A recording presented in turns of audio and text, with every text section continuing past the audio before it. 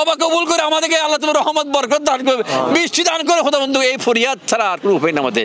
এটা সুন্নত রাসূল, তা আমরা করতেছি। আল্লাহ আমাদের কবুল করুক।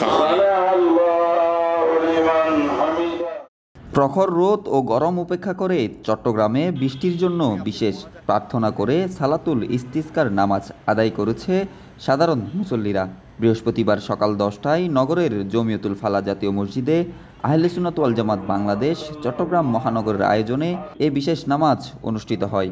এই অরাজকতা থেকে, প্রচণ্ড গরম থেকে, এই অবস্থা থেকে আমাদের মাতৃভূমিকে রক্ষা করে, এটা আমাদের কামনা। এই প্রত্যাশায় আমরা মোনাজাত করেছি।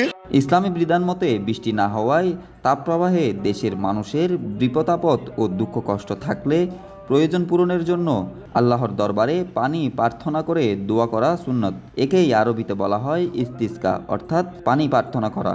হাদিস শরীফে বর্ণিত আছে, রাসূলুল্লাহ সাল্লাল্লাহু তাআলা আলাইহি ওয়াসাল্লাম বৃষ্টি প্রার্থনার সময় বলতেন, হে আল্লাহ, তুমি তোমার বান্দাকে এবং তোমার পশুদের পানি দান করো, আর তাদের প্রতি তোমার রহমত বর্ষণ করো, এবং তোমার মৃত জমিনকে জীবিত করো।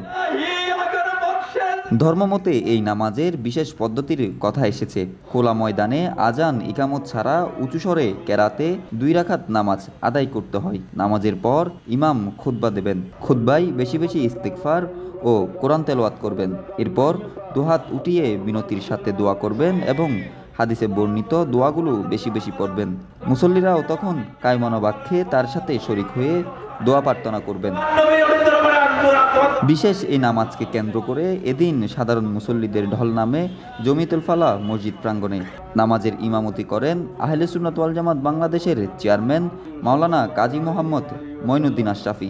এর আগে তিনি এই বিশেষ নামাজের গুরুত্ব তুলে ধরেন। বেবিচার, বেহায়াপনা এগুলো যখন বেড়ে যায় তখন আল্লাহর গজব আসে, এবং একটা পর্যায়ে যখন মানুষ ভালো কাজের নির্দেশ মন্দ কাজ থেকে নিষেধ করবে না, তখন দোয়া করলে দোয়া পর্যন্ত কবুল হবে না বলে রাসূল পাক সাল্লাল্লাহু আলাইহি ওয়াসাল্লাম হাদিসে বলেছেন। এই জন্য আমরা তওবা করলাম। আল্লাহর হাবিবের উসিলা আমাদের তওবা কবুল করুক। আমাদের প্রিয় মাতৃভূমি বাংলাদেশকে আল্লাহ রহমতের বৃষ্টি দ্বারা আল্লাহ সাইলাব করে দিন আল্লাহ, এই আশা নিয়ে আমরা আদায় করেছি।